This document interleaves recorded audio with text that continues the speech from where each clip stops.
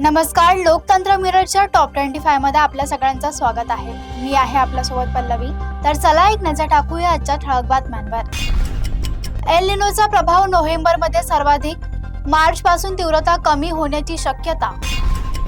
उजनी धरणातील पाण्यावर निर्बंध, पाणी सोडण्याच्या मागणीने जोर धरला। बगारिया ऑइलवर मोठी कार्यवाही, 3 कोटीचे खाद्यतेल जप्त।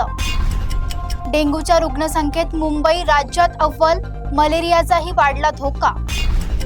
केडगाव आषाढी वारीत कलाकारांनी वारकऱ्यांची सेवा करत जिंकली मने। लाडकी बहीण योजनेवरून हर्षवर्धन सपकाळ यांचा सरकारवर निशाणा। 10वी-12वी पुरवणी परीक्षेचा निकाल आज दुपारी जाहीर होणार। प्रतापगड संवर्धनासाठी 127 कोटींचा निधी, मूळ रचना जपण्याची मागणी। सोलापुरात 40 दुचाकी चोरणारा सराईट चोरटा गुन्हे शाखेच्या जाळ्यात।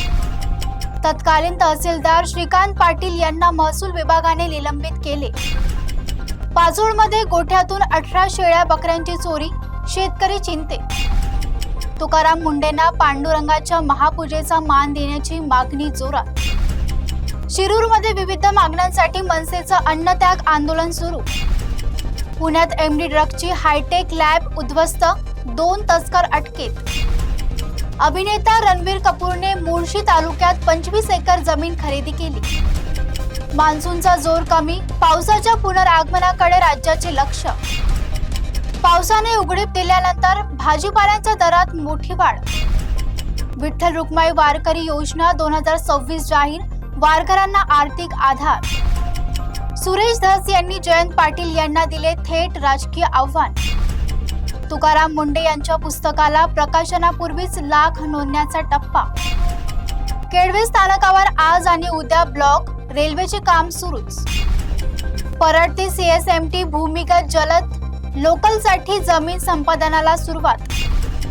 ठाणे रिंग मेट्रोला गती, 22 स्थानकांचा 29 किलोमीटरचा मार्ग प्रस्तावित।